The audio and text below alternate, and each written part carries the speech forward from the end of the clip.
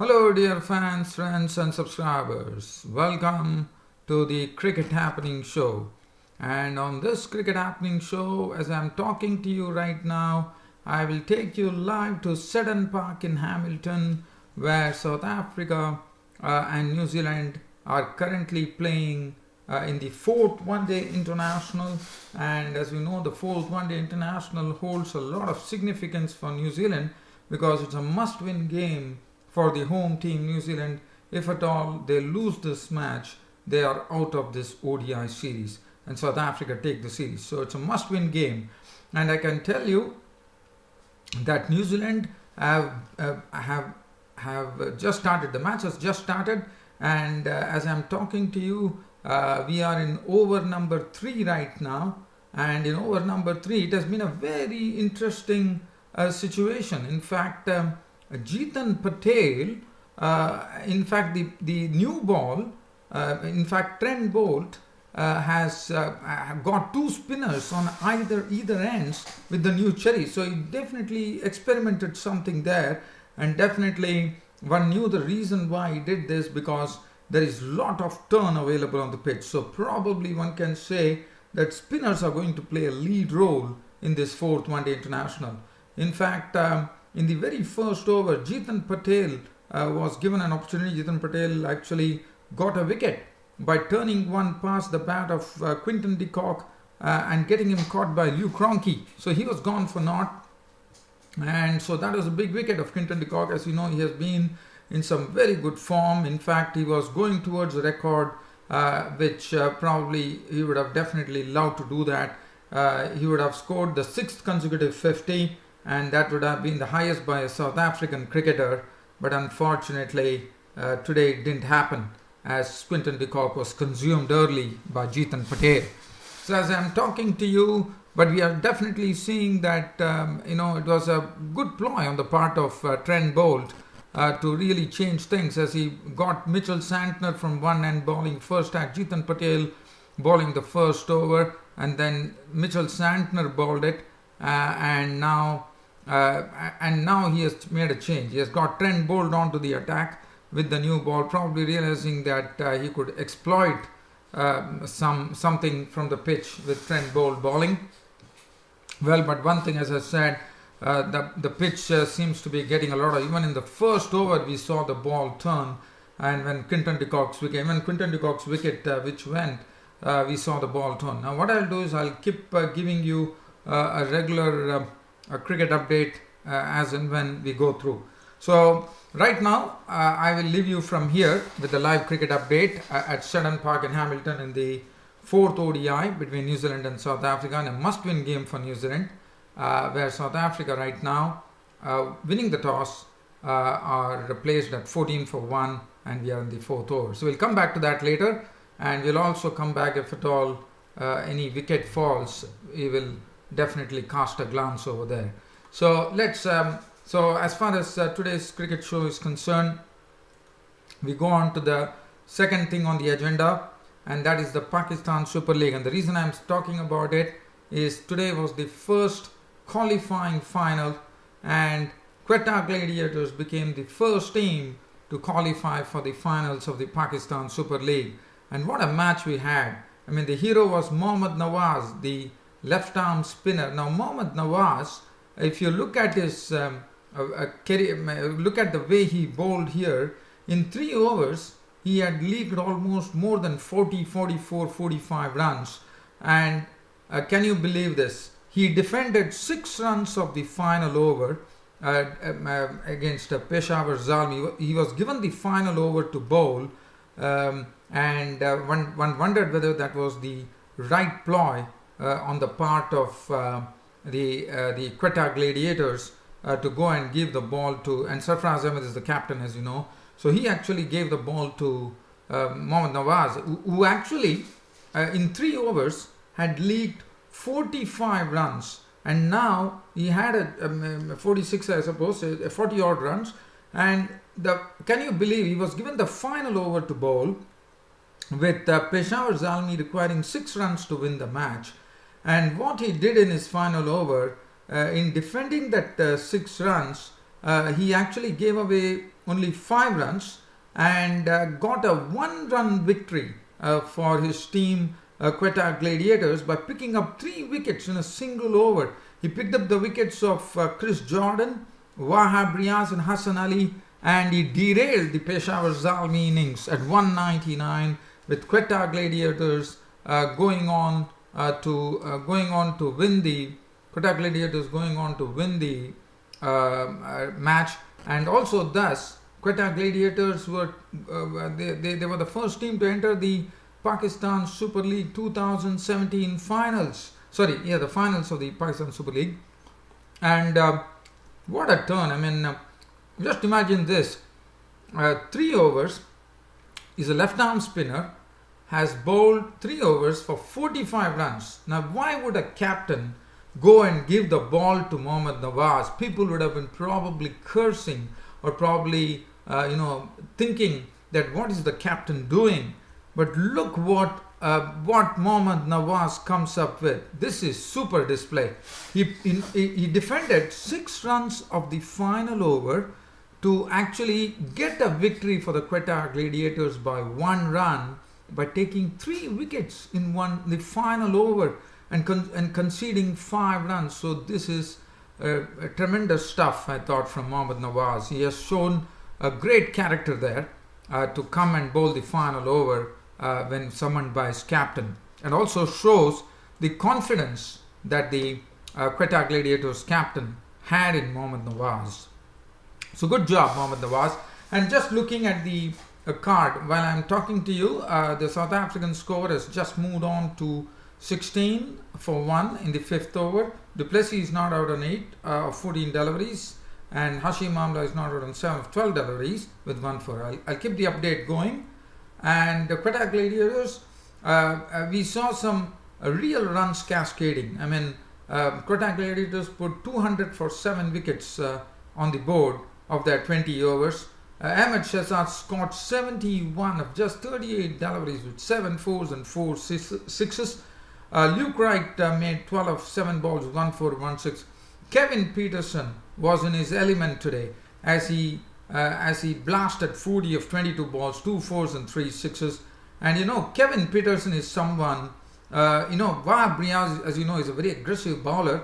He likes to bounce the players, bounce the batsmen.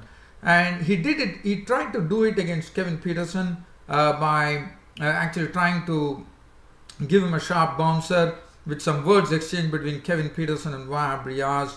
And then Kevin Peterson really came out of the blocks in the next over to show. Kevin Peterson, as you know, he's also in his career, one has seen that he has also been an aggressive character. He likes to give it back to the opposition. And what a way he gave Wahab Riaz a lesson in aggression, as in the next over of Wahab Riaz, he actually blasted him outside the stadium for a monstrous 6 to really silence Wahab Riaz. And what a knock from Kevin Peterson, 40 of 22 balls, 2 fours and 3 sixes. It was an accelerating partnership that happened of 90 runs between Ahmed Shahzad at one end and Kevin Peterson, which was really very, very good to see. Really Razu making 17 of 18 deliveries. Sarfraz Ahmed was run out for 17 of 20 balls. Anwar Ali 20, Asad Naseem 9, and in the end 200 for 7. And look at the bowling. Hassan Ali 4 overs, 1 for 41. Asghar none for 28. Jordan 4 overs. He did his job, I thought. Chris Jordan 4 overs, no maiden, none for 30. Wahab Riaz got some pasting from Kevin Peterson and Shahzad. 4 overs, no maiden, 40 runs and 3 wickets. Afridi bowled 2 overs, cost him 20. 1 over for 18 for Sami, also taken to the cleaners. Mohammad Hafiz 2 overs, none for 16. Now it was the turn of the Peshawar Zalmi to actually chase a target, but they definitely did a good job. They lost Kamran Akmal, the opener, pretty quickly to the bowling of Zulfikar Babar for 1, but David Mallon and Mohammad Hafiz combined in a very, very good partnership, which started giving the impetus to the Peshawar Zalmi innings that was needed. So Marlon Samuels was run out for 1, so it was a cheap dismissal, but Mallon and Mohammad Hafiz did a wonderful job to push the score from a very, very shaky Peshawar Zalmi opening start at 3 for 2. They put on 140 runs, which was really wonderful stuff, I would say. Really started setting the platform, I would say. But Malan's contribution was 56 of 30 deliveries, 8 fours and 1 6. And Mohammad Nawaz contributed a hard hit 77 of just 47 deliveries, 5 fours and 6 sixes. Shahid Afridi blasted 34 of just 13 deliveries, 1 4 and 4 sixes. Sohail was out for 6. And then the drama started, as I said. Mohammad Nawaz was the one who was targeted in a very heavy manner by the Peshawar Zalmi team, as they started rattling runs of him. As I said, his bowling figures, he had leaked 40 odd runs, more than 45 runs in his 3 overs. 3 for 3 was 44. And as I said, nobody would have even have expected in their dreams that Mohammad Nawaz will be bowling the last over, a left-arm spinner bowling the last over. And look at what he did. He totally transformed things. Yes, there were some runouts, no doubt about it, but also I thought Mohammad Nawaz had a hand in it. He picked up in the final over with 6 runs to defend. Jordan was nipped up in the 4th delivery for naught. And then Wahab Riaz was run out for naught. Hassan Ali was run out for naught. And 199 for 9. Yes, we got 2 runouts in that, no doubt about it. But also, it also is about the tight bowling that Mohammad Nawaz showed. I mean, he showed great character to come after 3 overs slam for 44 runs. He comes here and wins the match for the Quetta Gladiators. As far as the bowling was concerned, from the Quetta Gladiators bowlers, Anwar Ali 4 overs 1 for 25, Zulfikar Babar 4 overs 1 for 28, Hassan Khan 3 overs went for 36. Taimil Mills was a bit costly, I thought, 1 for 45. But Mohammad Nawaz, look at the bowling figures, 4 overs, no maiden, 51 runs, and he picked up 3 wickets. And Saad Naseem bowled 1 over for 9 runs. And one has to say, Zulfikar Babar bowled did a good job, and also Anwar Ali. So the player of the match went to Ahmed Shehzad, and Quetta Gladiators became the first team to advance to the Pakistan Super League Finals 2017. And congratulations to them. Now, in the meanwhile, I'll take you down to the live cricket update. The live cricket update now, once again, coming in from Seddon Park in Hamilton here in New Zealand. South Africa winning the toss and electing to bat. Currently, they are going they are 27 for 1, and we are in the 6th over. Du Plessis is not out on 10 of 19 deliveries. Hashim Amla is not out on 15 of 16 deliveries, and he has hit 3 boundaries in that 15.